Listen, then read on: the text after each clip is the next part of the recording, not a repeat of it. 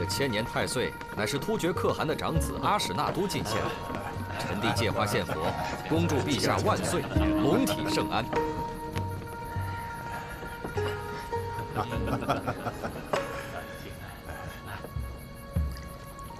好。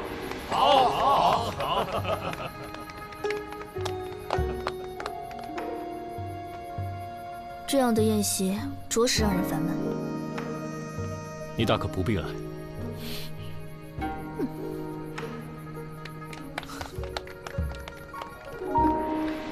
陛下，臣弟已命人将太岁给您取来，还请稍后。今夜正是客，一切听主人吩咐。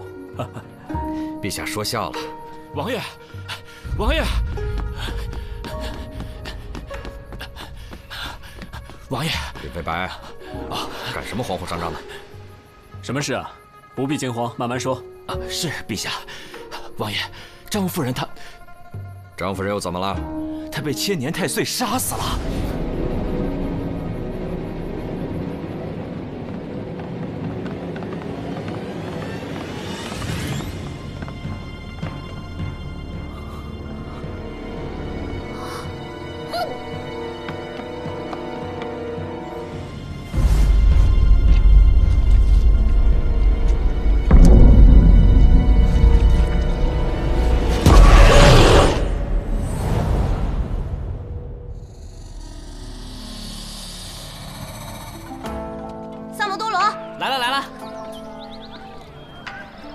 说吧，我家那口子最近有没有和那个小骚货来这吃饭5文钱包打听。我给你10文。之前来吃过一碗面。什么？这个臭不要脸的，死心不改，看老爷回去怎么收拾他。我觉得这事儿啊，你也别太往心里去。男人嘛，谁还不会有点死老外，嫌最近日子过得太舒坦了是不是啊？那2口子要是在店里掐起来，你端着呀？三伯，哎呦，我的炮爷，您今儿怎么有功夫亲自来视察？我告诉你，别想躲，老娘跟你没完！吴王府昨晚设宴，老大和子苏都受邀了。什么宴会？有个叫阿史那都的突厥王子送了吴王一个千年太岁。哦，这个吴王呢，就想献给陛下，没想到王府侧室夫人横死，结果呢，就把我老大生生搁里头了。说是那侧室夫人被太岁所杀，你们说邪门不？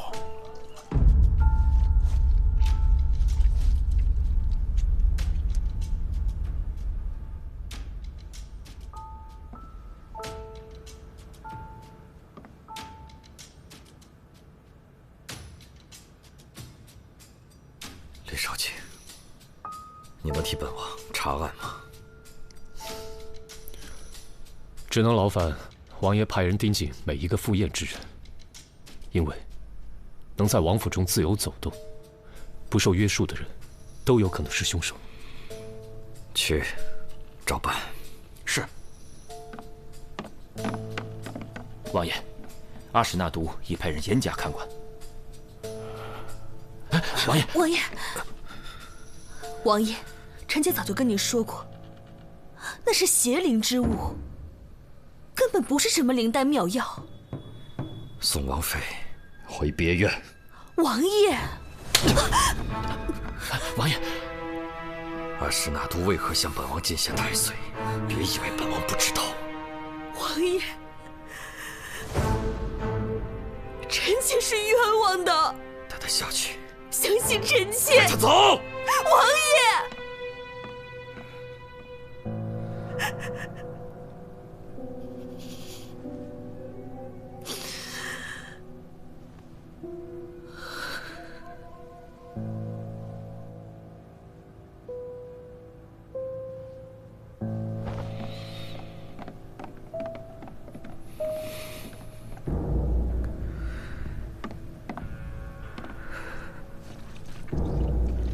李少卿，这件案子就拜托你了。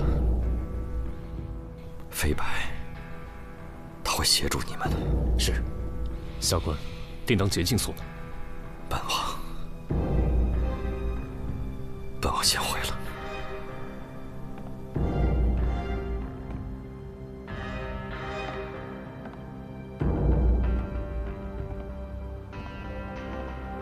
李少卿，这个库房四面都没有窗户，我们派了4个仆人把守，2个时辰换一次。刚才下官也问过仆人，除了张夫人的婢女明月硬要他们离开入乡的时间外，再也没有离开过。官人饶命，是夫人让我这么做的。什么意思？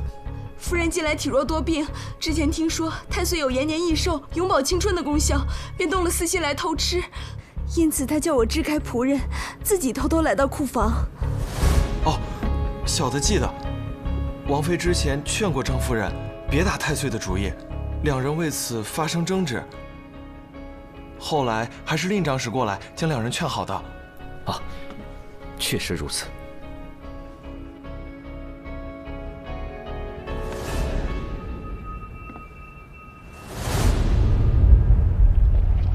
保护好现场，将尸体送往大理寺。啊，是。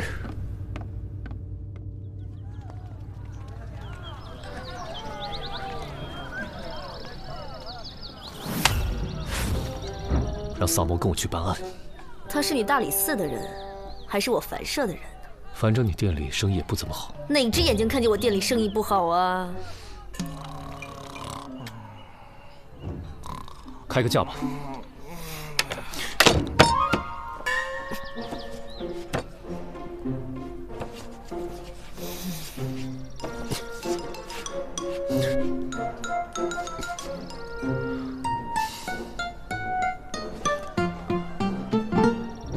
我这个月的俸禄已经花完了，等这个月过了再付款。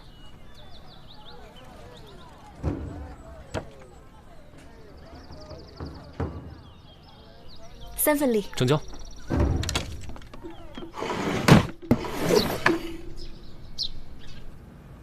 哟，大仵作，吃饭呢？一块儿吃啊。行吧。哎，这什么？水蛭啊。你从哪儿来的？从张夫人鼻子和下体取出来的。要不要加点酱汁当刺身吃？谭少燕，你现在口味越来越重啊。那个，对了，那个尸体验的怎么样了？老大问。我已经验过了，死亡时间是在昨晚的戌时左右。死因呢？应该是被击晕之后，大量的水蛭同时叮咬，造成失血过多而亡的。从这个创面的数量上来看，应该有上千条之多。但是，这些水蛭有点奇怪，叮咬的都是血脉密布之处。哦，这些小家伙还挺凶残啊！哎，那个死者是什么时候被发现的？20时。我能看一眼尸体吗？随便。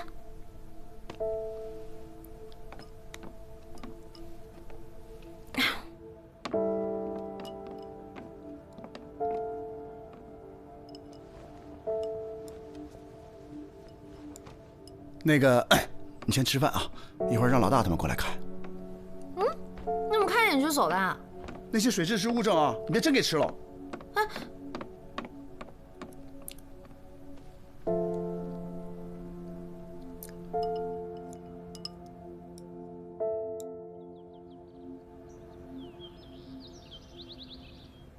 王爷，听说当天宴会开始前，您与令长史独处了1个时辰。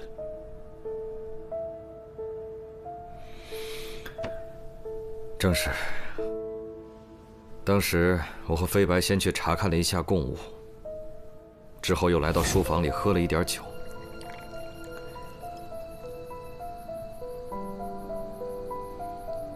谁知道本王困意上来，便让飞白看着时辰，小憩了1刻钟。王爷是什么时候睡的？下官记得应该是戌时3刻。没错，本王当时还特意看了一眼漏刻。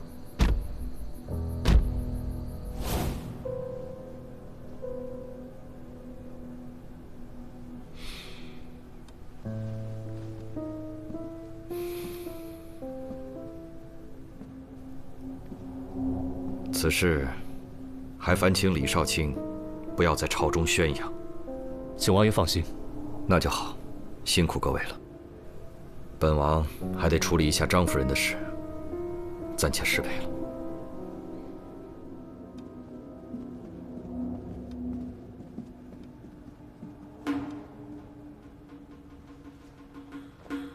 吴王点儿真背啊！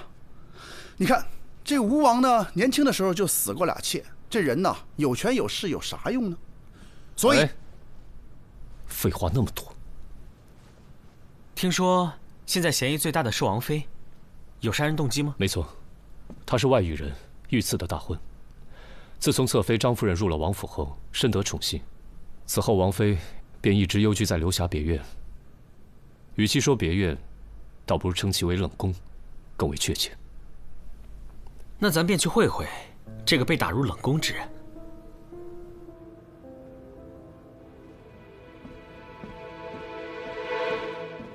李少卿，请恕素衣瞒报之罪。昨日王爷将她送回别院后，王妃就悄然离去，再也没有回过王府。那你最后一次见她是什么时候？你要是敢说谎，李少卿会把你关到牢里去。素衣绝对不敢欺瞒李少卿。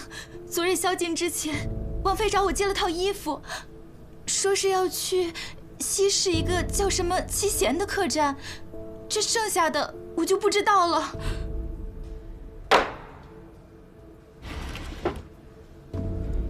那女子和一个突厥男人在房中大吵大闹，折腾了一晚上。之后他们2人还出去过吗？那个女子争执过后就独自离开了。那个突厥人好像叫阿史那都。我求你不要再缠着我了。云舒，我这就带你回突厥。我们已经不可能了。你肯定有难言之隐，你告诉我。没有，我以为人妇。阿史那都，你别再逼我了，这不是爱，是占有欲。可是我爱你啊！我就听到这些。有发现吗？没什么有用的东西留下。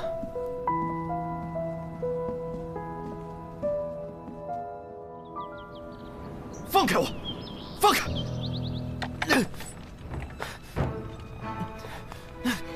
本王是被冤枉的。本王没有杀人。没问你话的时候不能开口。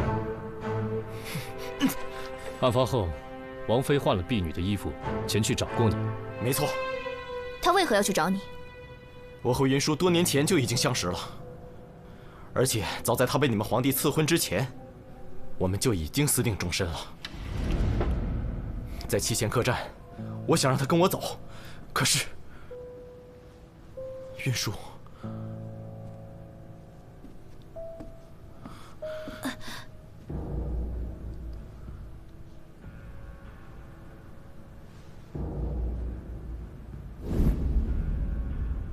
那日王妃去过七贤客栈后就失踪了，你知道她在哪里吗？她不见了。难道不是你伙同王妃一起杀了张夫人吗？那个什么张夫人，我见都没见过，我为什么要杀她？这次来大唐，我只不过想把云舒带走而已。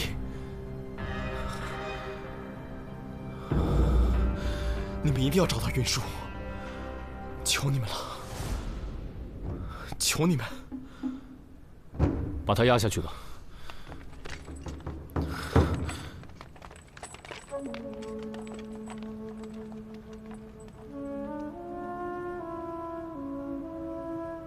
那你现在还觉得是他伙同王妃杀了张夫人吗？难说。你审不出，我接着审吧。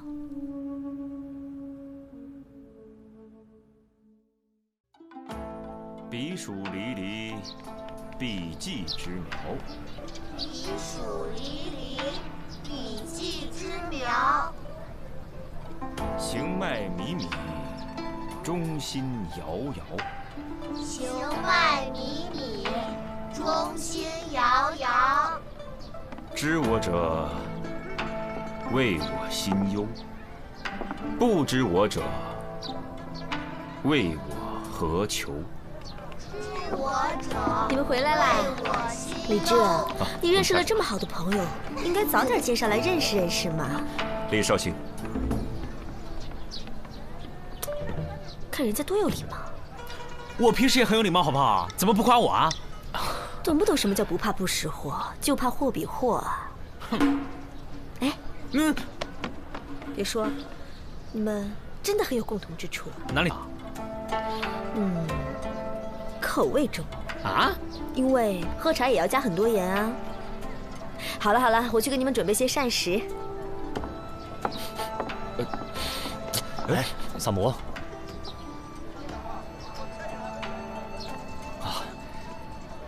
李少卿，你这个香囊戴很久了吗？萨摩，令长史，那个萨摩多罗有点奇怪的癖好，见谅啊。你这个香囊哪来的？这个香囊是我在西市胡商那儿胡乱买的，这个里面的药物可招虫子了，建议你不要再带了。是吗？来给我。哎呀，难怪我最近老招虫子。令长史，你是查到什么了吗？啊，回李少卿。飞白从素衣口中得知，王妃有一个腰坠，一直舍不得离身，但如今却留在了梳妆台里，此事略有蹊跷。这玉坠有什么来历？玉坠是王妃出阁之前便有的，花纹特别。有什么特别啊？一看便是突厥之物，而且阿史那都也有一个。令长史跟突厥王子关系很好吗？我二人此前算是点头之交。他被捕之后，吉隆可汗震怒，派10万大军驻扎我边境，逼大唐交人。倘若不交出突厥王子，他们便要派兵南下。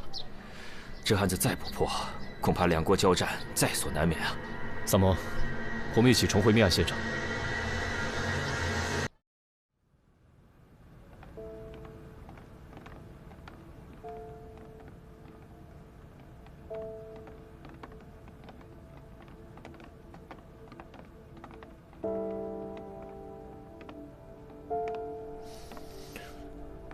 当晚，除了在府内其他地方的几个小厮没有出现以外，其他与张夫人密切来往的人，都有不在场的证明。李少卿，当晚值守的几个仆人都带过来了，你们几个一会儿好好回答几位官人的问题。是。当晚，除了张夫人的婢女明月叫你们出去，你们再也没离开过。是的。那天晚上可有什么异常？没有什么异常，只是确实听到了什么东西被打翻的声音。当时小人还以为进贼了呢。我们过去查看，发现对面杂物间的窗户破了个大洞。那张夫人是什么时候离开的？不知道。到对面杂物间看看。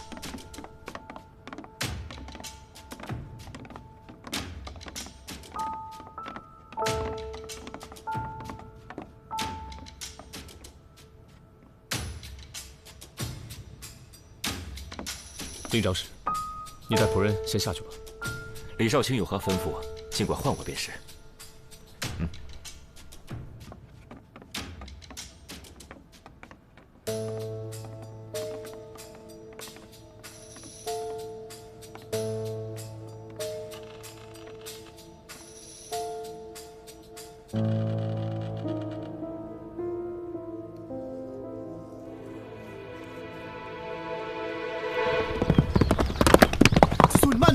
别摔着啊！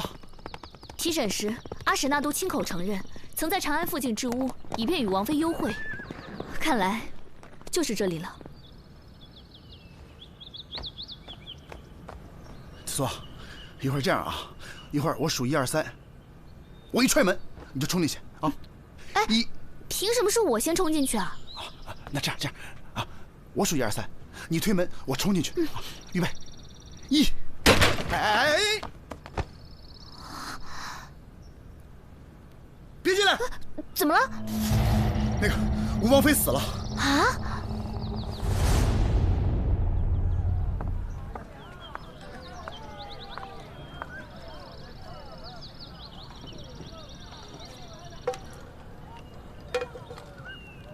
去哪儿了？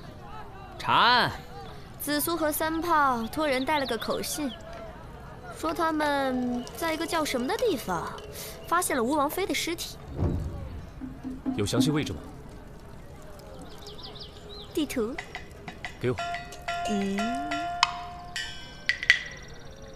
这种钱你也赚？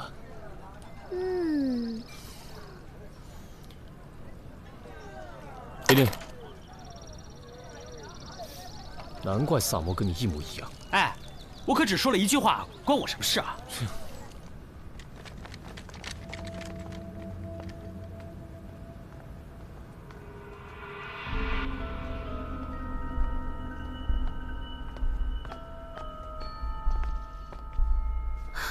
死者死前曾被绑在了椅子上，导致手腕、脚腕处有紫色的淤青。死者的头部被钝物击打过，但这并不是最终的死因。真正的死因应该是肺部的那一刀，刀口形状奇特，像是某种抑郁病人所致。能知道这个小屋的人，一定是对阿史那都和王妃都异常熟悉的人。能在吴王府中杀害张夫人，而又绑走王妃的，必定是对这二人十分熟悉的人。我觉得你想到的跟我想到的是同一个人。对，但是问题，他是怎么做到的？杀人动机又是什么呢？我总觉得哪儿不对，可是哪儿不对呢？我们只能再去趟吴王府，但愿能赶在证据被毁之前找到。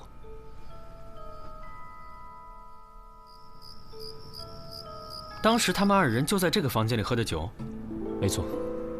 中途可否有人离开过？并没有，除非他二人串通，制造假的不在场证明。哎，你们看，这吴王就是财大气粗啊，这漏客都是用酒做的。啊？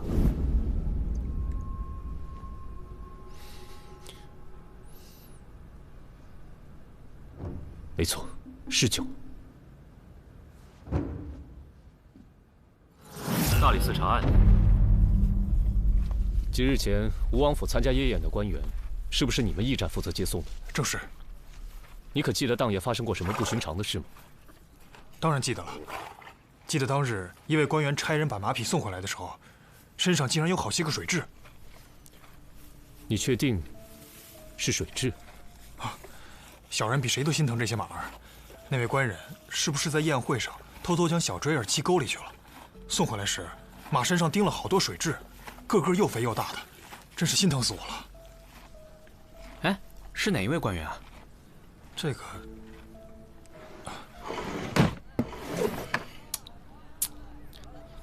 不是，老大，你们到底是发现什么了呀？这陛下给了3天的期限，马上就到了，咱咋还在这喝茶呀？如今已经能破了他的不在场证明。杀人动机究竟是什么呢？这有什么是什么的呢？杀人动机无非就2点：一，钱杀；二，情杀。前者关系到利益，后者关系到情感。钱虽不算多，但是它够用啊。情，他与这2个女子也很难有感情纠葛。老大，这情杀又不一定非在男女之间。哎，你们还有心情在这儿喝茶？不是说给你们限制的时间已经到了吗？就这几天啊，突厥士兵已经袭击了一个小村子。放话说，倘若阿史那都那儿有1根毫发损伤，他们将一路南下。哼，你还笑得出来啊？三胖，你真是个断案高手。案子破了，我知道动机是什么了。我破的案？这个案子从一开始就指向阿史那都。一旦阿史那都被杀，突厥和大唐的战事就在所难免了。走了。来人呐！本王没杀过人，快放我出去！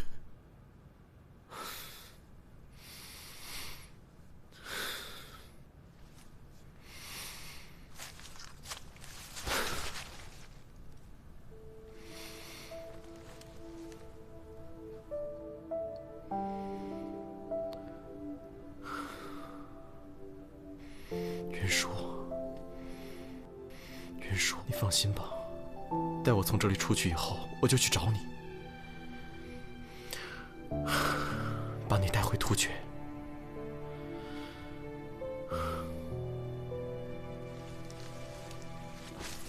我们此生再也不分开了。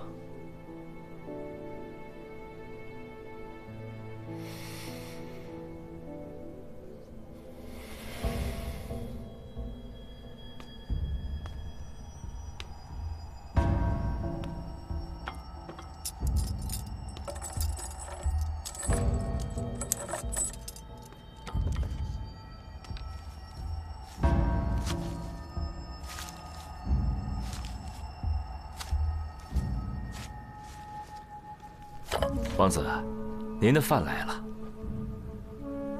最后一顿，吃了吧。滚！出去。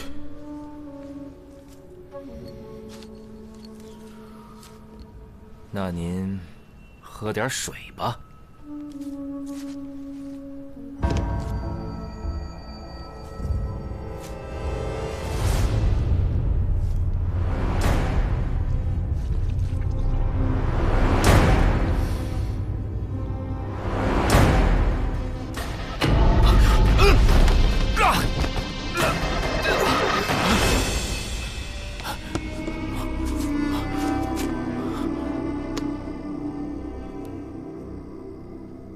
令长史，想不到你还是一个会操纵重置的伽罗师啊！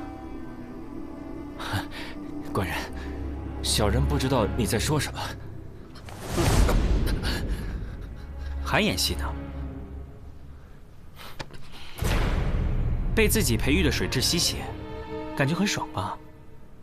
你口重，喝茶都放盐，就是为了抵御水蛭吧？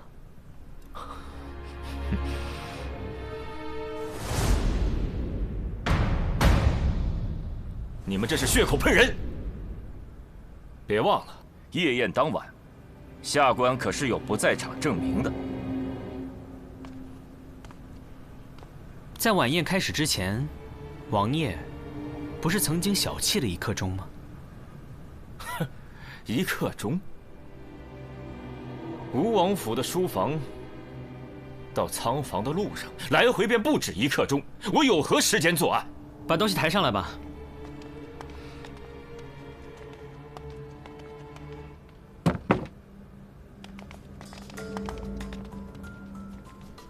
那天晚上，你与王爷在书房里对饮，你的座位应该是离这个漏客最近的吧？你在事先带来的酒里就动了手脚，让王爷昏昏欲睡，主动提出小憩。王爷睡前看到漏客是虚实3刻，睡后看到是4刻，他自然就会以为自己只睡了1刻钟。可你应该事先将酒倒入了漏刻当中，漏刻显示为虚实3刻，很有可能才2刻不到。你杀死张夫人，赶回书房。再用酒杯将多余的水舀出即可。令长史，难道你没闻出这漏刻里的水有酒的味道吗？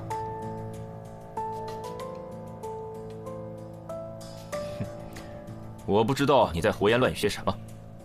仓房对面的储物间里有个蜡烛制作的岩石机关，丝线的一头绑有重物，时间一到，蜡烛点燃丝线，重物自然就会将窗户打破。我曾经问过吴王妃的仆人，当时也是令长史告诉张夫人这个太岁的奇妙之处吧。而张夫人果然信以为真，以为吃了太岁，她就能够延年益寿、永葆青春。这是世间女子的贪念。你和张夫人约定好了作案的时间和步骤，你先去了对面的杂物间做好机关，然后张夫人命明月将看守支开后，你们便可以趁机潜入库房。当张夫人正欲享用太岁时，你趁机将其杀死。而蜡烛机关触发后，看守自然会跑到对面去查看，这样你就有了逃离现场的时机。负责接送官员的一族也告诉我们，宴会当晚，令长史所乘马车的马上发现了水蛭，而且据他们所见，发现的水蛭十分的肥硕，那是迦兰特有的银鞭蛭。这种水蛭需要用人血孵化，吸血极快。你身上随身带的那个香囊，一闻便知是伽罗虫是用来育虫的。你为了伪造太岁吸血的假象，将夫人打晕之后，便驱使大量的银鞭蛭吸张夫人的血，导致张夫人流血过多而亡。说来说去，纯属臆测。我与张夫人平日里素来无冤无仇，我为什么要杀她？你假托太岁杀人，再嫁祸给突厥王子，圣上下令将其收押，如你所愿，突厥必然被激怒而出兵。我推测，吴王妃应该就是看破了你的秘密，才被你残忍的杀害了吧？你说什么？云舒死了？是的，他死在了山谷的那个小屋中。为什么？为什么？告诉我！我那么的相信你！放开！放开！说说吧。王妃无意间发现我与突厥的密信，我只能暂时囚禁她。王妃，只要你乖乖的待在这儿，我一定不会杀你。我不明白，你为什么要这么做？你明白又如何？你这么做，只会引起大唐和突厥纷争。难道兵连祸结，白骨路易才是你真正想要的吗？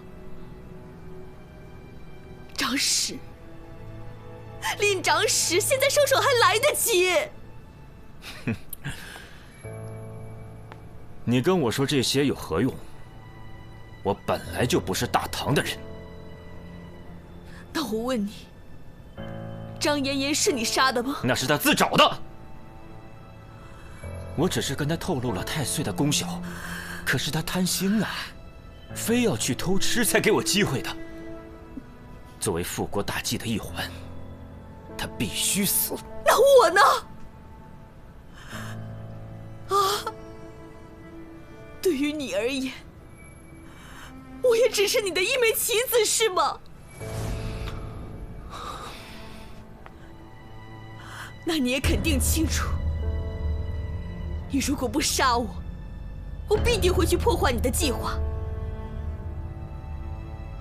可是我没有选择，我是大唐的子民。王妃，只要你乖乖的待在这里，我绝不会杀你。事成之后，我一定放你走。王妃，放开我！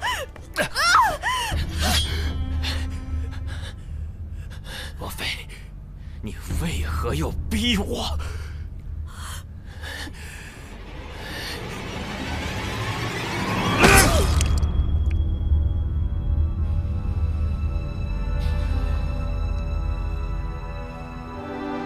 李飞白，你为什么要杀云舒？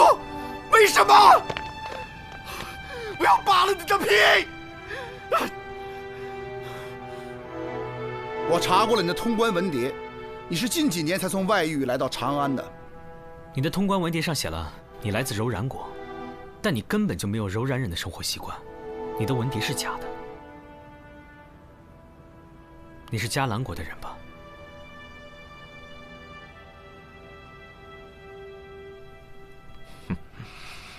萨摩多罗，别忘了，你也是迦兰国的子民。你忘了，咱们的国是被谁灭的？咱们的家又是被谁破的？啊，是大唐！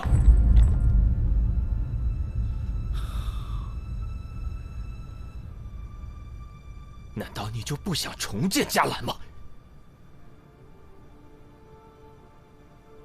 没有国，我们一个个的全都是无主的游魂。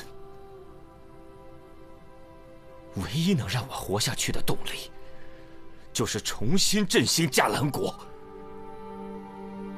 人早晚都会死的，与其在灭国以后苟且偷生的活着，还不如为复国大业而亡。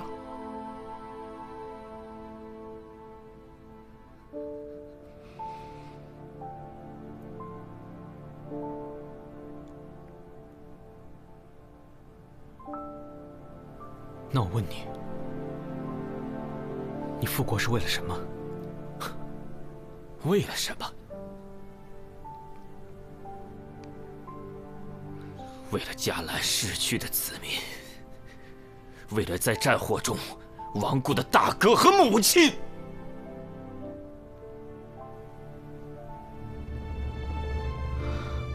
那你这不是复国，是复仇。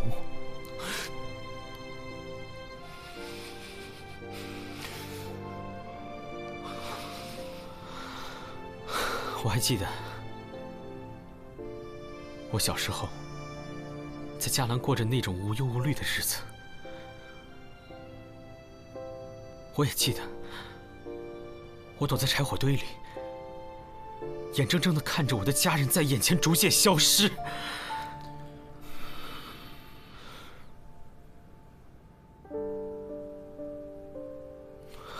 没有人会比我更痛，也没有人会比我更恨。我常常在想，难道我们因为我们心里的仇恨，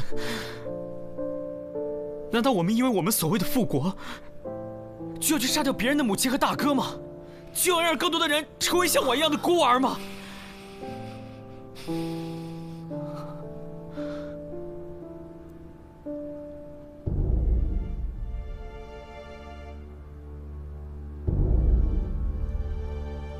你问我恨吗？我当然恨，但是我更痛恨战争，痛恨一切打着国家名义残害无辜生命的行为。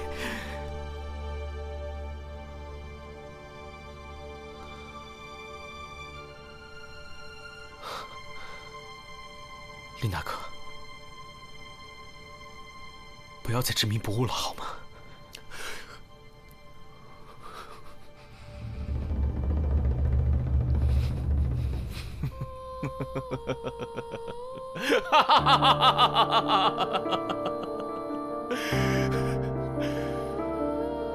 不知我者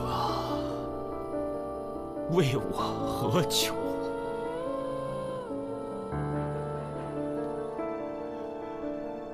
我只恨大计未能如愿，天佑迦兰！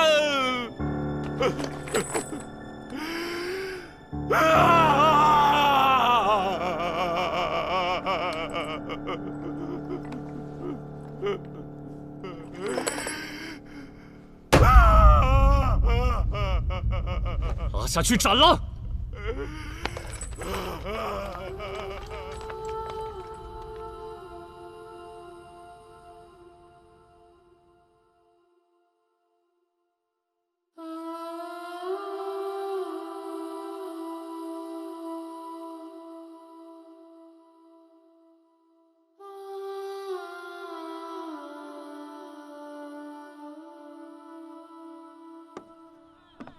陛下向天下宣告，是吴王妃因擅妒杀害了侧妃张夫人，如今已派人将阿史那都送回了突厥。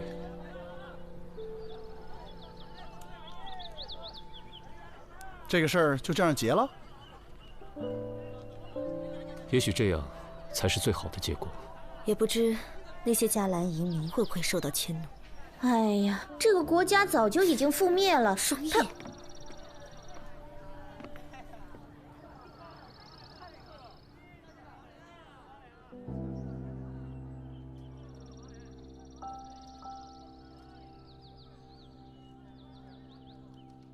迦兰，也许此生只能在梦里回去了。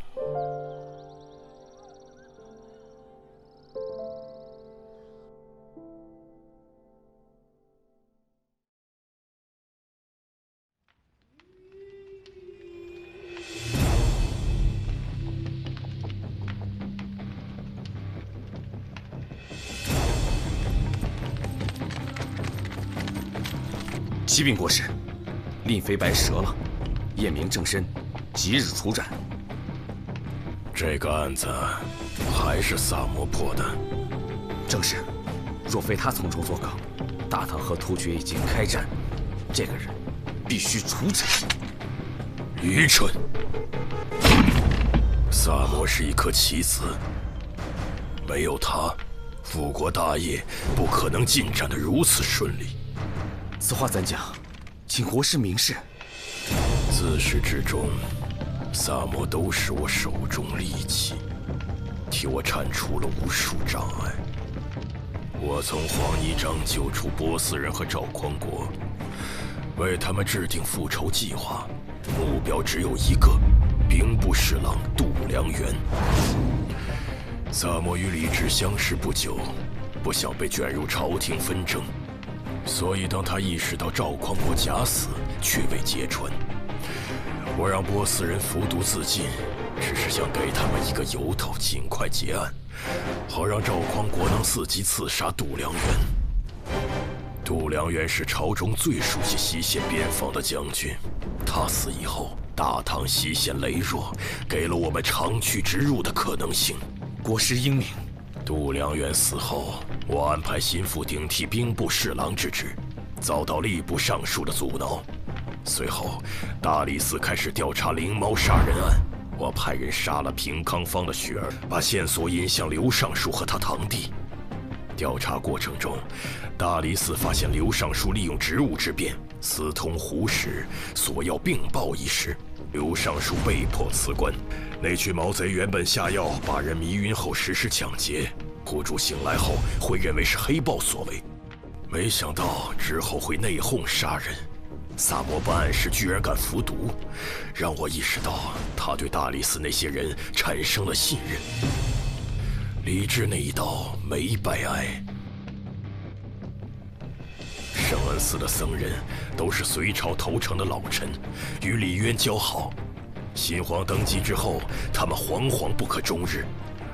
我派去搜寻藏宝图的探子被他们杀了。随后，我在朝中释放消息，让李世民对他们心生疑虑，派大理寺介入调查。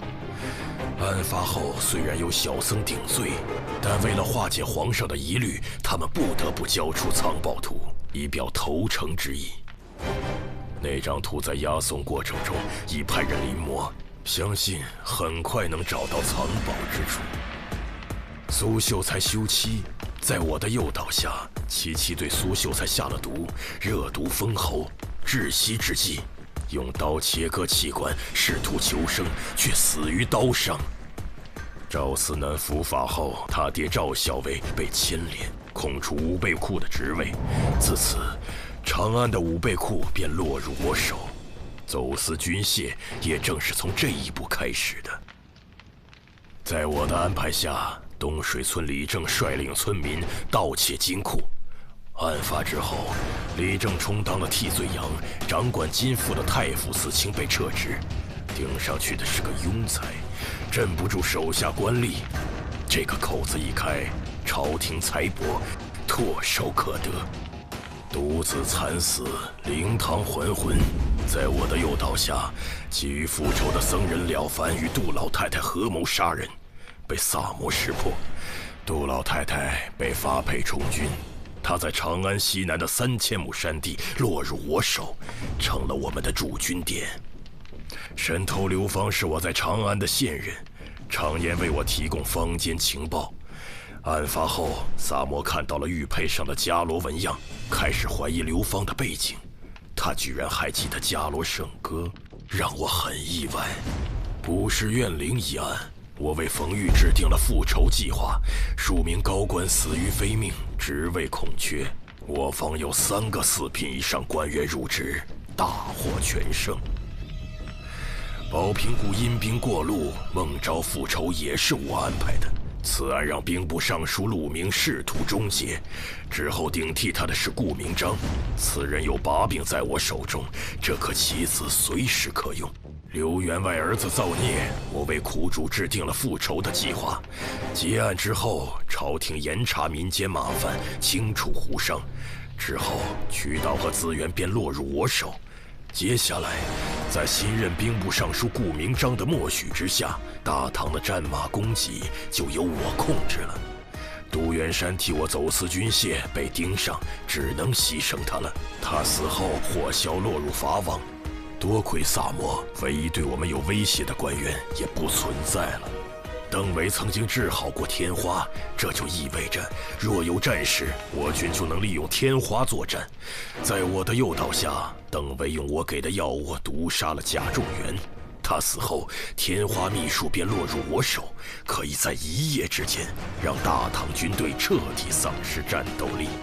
大唐与吐蕃关系缓和，对我们不利。在我的提醒下，吐蕃国君意识到玄武对李世民犯忌，于是有了之后的连环杀童案。结案后，吐蕃使臣被急召回国，这正是我与吐蕃修好的大好时机。户部林侍郎的案子，重点在那个大秦杨一。之前我高价聘请，遭到婉拒。案发后，他遭到牵连，严禁在长安城行医。我趁此机会将其拿下，为我军培训大批军医。太常寺郑少卿是皇上面前的红人，案发后朝堂上议论纷纷，他被迫辞官，顶其位的是我们的人，能与皇上朝夕相处，随时向我汇报朝堂内外的动向。信鸽能在开战时传达作战信息，但优秀的鸽种可遇不可求。我之前曾花大价钱向黎志桥买鸽子，但这呆子拒绝了我。于是我便诱导赵雷对他下手，引发了之后的一系列案件。黎志桥落入法网后，他的信鸽都落入我手。麻风病与天花一样，都能成为战时的武器。我派蛇师前往不周村，就是为了找到治疗麻风病之法。结案后，麻风病人的衣物、皮屑和那些沙袋蛇卵都落入我手。皮影师与侏儒复仇，涉案高官陆续横死，再次引发了朝堂震荡。结案后，我方有3名5品以上官员入职，自此我在朝中的布局已出现端倪。黑道上走私最盛的，除了咱们，就是东篱山庄，但他们有代王做后盾，很难撼动。幸亏有萨摩多罗，我才得以铲除东篱公子。此后，东篱山庄也落入我手，彻底垄断了走私渠道。林白案是萨摩离我们最近的一次。结案之后，我紧急撤离了长安西南所有驻军，我方损失了6名将士，愿神保佑他们的灵魂安息。城郊那块荒废的菜地有数个菜窖，是我用来临时存放军械的地方。戏班的人经常在此出没，只能想办法除掉了。木商张某手下有数百名能工巧匠，把他除掉，那些工匠为我所用，就能为我军造出最强悍的工程器械。属下明白了。我安排令飞白做局，是想挑动大唐与突厥的战争，可惜败了。不过武王从此失势，也给我们腾出了不小的空间。可以说，这些案子在萨摩的协助下，为我方争取了最大利益。国师深谋远虑，属下佩服。只是萨摩天资过人，机敏狡慧，总有一天会意识到我们的存在。我做了这么多，就是在等待那一天的到来。毕竟，萨摩是伽罗的王子，也是我王唯一的血脉。灭国时，萨摩还小，不记事，只知道自己是伽蓝的子民。若能复国，继承大统的人也只有他。愿主神庇佑，让萨摩耶早日觉醒，燃起心中的清凉圣火。